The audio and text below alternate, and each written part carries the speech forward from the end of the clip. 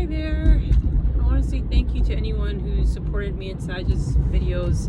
We appreciate all the love. I love my kitten. So I want to just kind of take a moment to share some thoughts I had about the experience of getting a pet, what to expect. Maybe it could help somebody, a new pet owner, well, cat owner, for what to expect, what not to expect, how to prepare, how to deal with the ups and downs of the first few weeks, because that's where I'm at. I thought it could be helpful because it wasn't the experience emotionally was very different than I expected. Okay, me and Saja are on our way to the vet. I know she's not in the carrier, but she's quite good in the car. Saja, say hi. Meow, meow, meow, meow. So it's not too far, so I'm just gonna go with it. I apologize for anyone that feels it's unsafe. I'm always very careful as I can be with her. I love my kids so much. So before getting Saja, I have very bad allergies. I've had them all my life. Pets, dander, dust, pollen. Even when I would go horseback riding, I would get bad allergies, and it made me sad because I really love animals. And then you hear so much about hyperallergenic pets, dogs, and no matter what, that would kind of bother me because I would still have a reaction to those pets. So this year, 2024, you know, I've been through a lot in the last, I would say, like 4 or 5 years. Emotionally, it's been really hard, and that's okay. Like, that's life as you get older. But I've been on my own for a while, like living by myself, and I've had depression and anxiety that comes and goes. And I really wanted to change, you know, my situation this year, and I looked at different ways I could, you know, find a companion and a pet. I looked at like lizards, hamsters, but I've always just loved cats so much. So I learned about the Siberian breed, which produces lower allergens. You'd have to look it up, but they actually do, like, whatever is in the cat that makes you allergic, this breed produces lower of that. So when I learned about that, I was reading Reddit forums, and people with bad allergies were consistently saying, no, this is real. I don't have as bad reactions. And, you know, I just did a quick Google search and found a breeder, and she happened to just have a breed of kittens with one left. She just had, her kitten just had litter of kittens, and she had one left.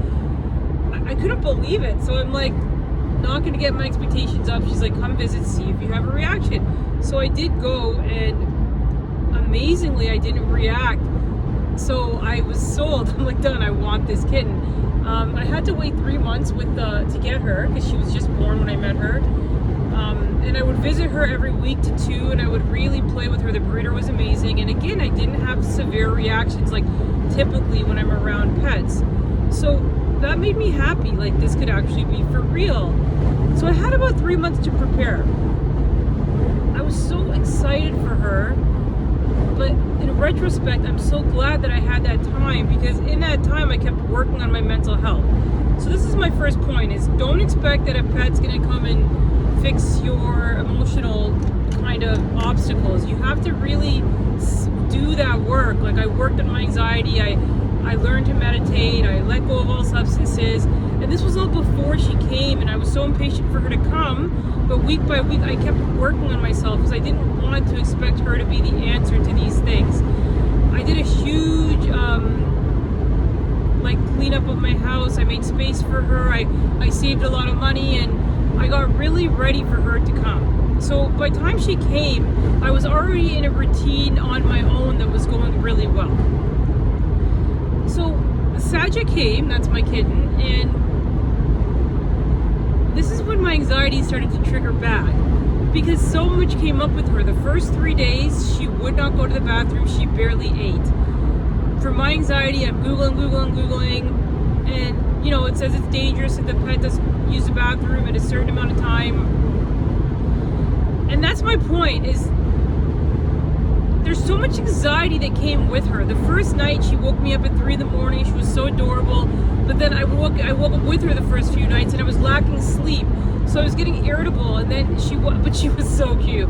But then she wouldn't eat, and she wouldn't poop, and it was really stressing me out. So I just burst into tears. One thing I'd recommend is I call emergency vets. It was a Sunday by the 3rd day. Try not to go that route without the expectations that they are going to recommend that you come in. They won't say otherwise. Their recommendation will be to come in, period. And if these these bills are high. Just to get her checked out, I think was $300, plus if there was anything in addition needed. So I didn't actually take her in, and that same night she pooped. And I've never been so happy to see poop before from my baby. So that was a big win, fighting my anxiety, and it did work out, okay? Now I kind of see what she likes, but here's the thing with kittens. Be prepared for cats. They're very picky eaters. And it could stress you out, because she would eat one thing and then the next time I would open the same brand, maybe a different flavor, she wouldn't eat it. And I'm trying to give her variety. The breeder will recommend, like, give her protein. I would cook protein. She eats some of it, but then the next day she didn't. So I couldn't get a consistent routine with her diet, and that was stressing me out, because it's important the cat eats.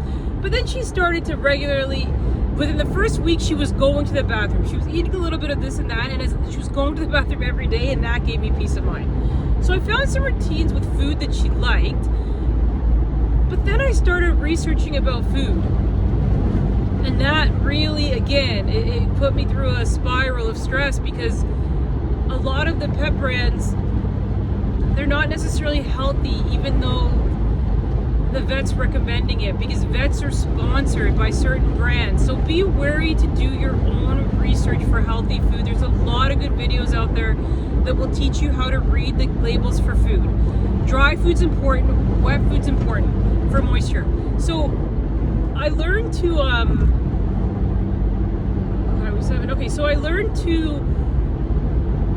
figure out to mix her food, and that would get her to eat both, and the dry food would help her poop, the wet food was giving her hydration. So that was a win. Alright, so yeah. But then when learning that these brands I'm giving her are necessarily healthy, that put me through a whirlwind. So what I'd recommend is going to local pet stores. Local pet stores are amazing because you'll find people that care a bit more. I met the nicest person, and she really gave me so much feedback. I went in there with pumped of anxiety, and she slowed me down and gave me so many tips that really made sense. So what I would recommend, northeast, okay, what I would recommend is 2 lanes on Highway 7, use right 2 lanes. Okay, so what I would recommend is having a budget for waste. And don't let it deter you if your cat's wasting some of your money by trial and error for the first few while. That's still going on. I'm 6 or 7 weeks in. I've dropped some habits to scale some money back. Like I used to buy a decaf coffee every day. I'm not doing it. So that way, if she wastes a can of food from a new brand I'm trying, I don't feel as bad. Parents have told me this happens with kids. It's just part of it. So don't get too hung up on the budget. If you can manage to have like a waste budget, it kind of is what it is. The important thing is you get them eating consistently, right? Even just this morning, I tried a new brand. She didn't like it. So my next visit, I'm sticking to the new brand she likes. Also, my kitten will not eat any wet food but chicken and fish. I've tried lamb, I've tried pork, I've tried beef, just to give her nutrients.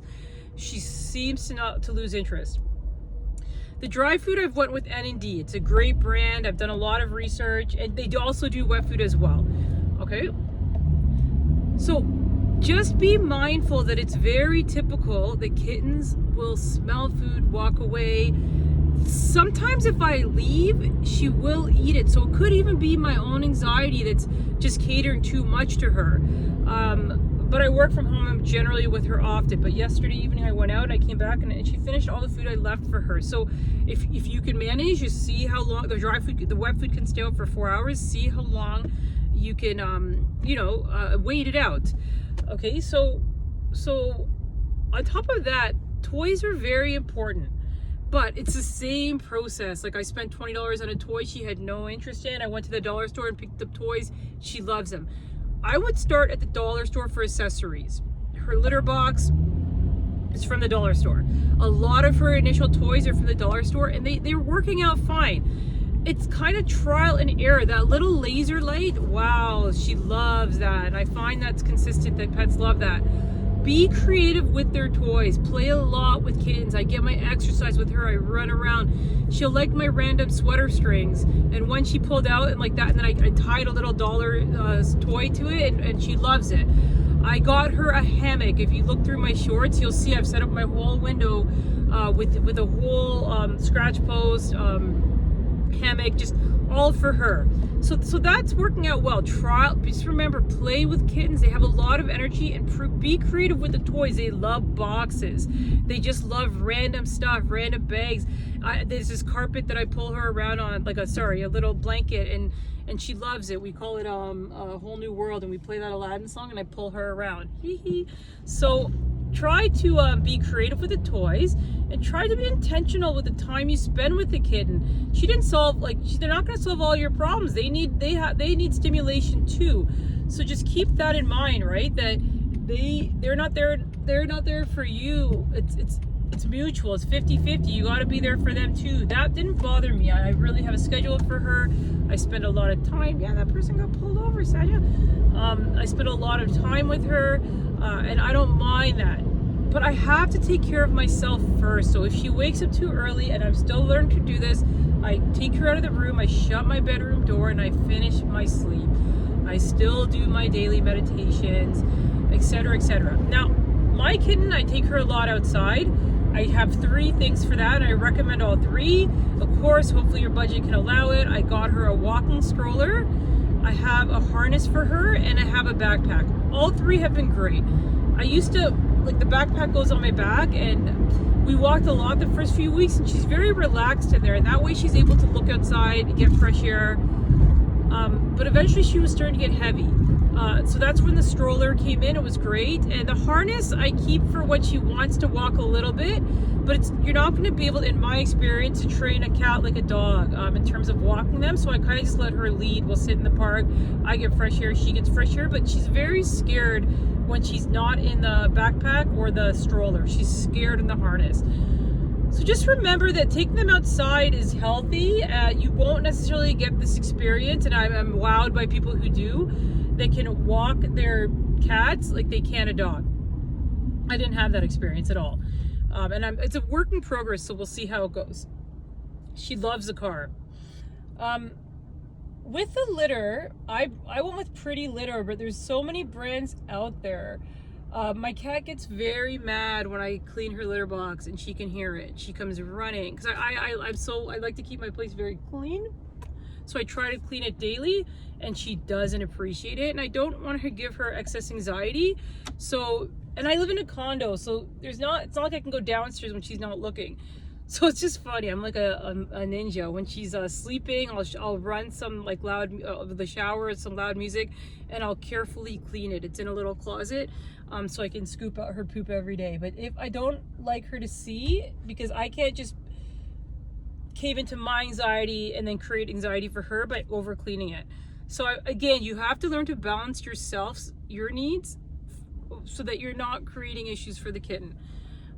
With the allergy thing, like I said, they still do produce allergens. Yes, I still have reactions. I find I'm sniffling more, I'm rubbing my eyes more, but it's nothing near a regular cat where I would be wheezing and it wouldn't even be an option. So I'm going to, I ordered this nasal thing. Let's see if it works. Anyways, like I said, the Siberian cat, it's great for allergies, but you may still have reactions, but not as severe. Definitely worked it, and we're working on it for me. But yeah, grooming. I just got a basic brush from the dollar store. It's working fine. I comb out her hair. That's really important. I don't want to cut her nails, so I'm going to take her in. My friend's going to do it for me for just a nominal fee. I don't believe you need to clean their ears. You do need to clean their mouths. So I got these teeth. I forgot the product name, but I don't brush her teeth, but I put a drop on my finger and I rub it around her teeth and I put it in her mouth, and it creates saliva and it will clean her gums. That's important too. I give her long kitty massages. With scratching, you know, if you're like your place and you don't want them to mess it up, there's some stuff I've let go of, like my dining room chair, she kind of scratches it, but there's some no way for me. I have a nice chair for my work, and my couch. So I've covered my couch for now, but you can use double-sided tape, and they generally will scratch after they wake up. So she has scratched up my tablet case, and it's okay, it's a cheap case, so I just let her. I let her scratch that, and when because I work from home, so when I see her wake up, I put it in front of her, and it's been working out. I've invested in really nice scratch posts for her, and it's great because she climbs it as a toy, but they won't actually use it. I find training them for scratching, I've watched videos, it's hard. So keep in mind that my cat scratches the most once she wakes up. So look at where they're looking to scratch at that point, and find something you're comfortable with, and go from there.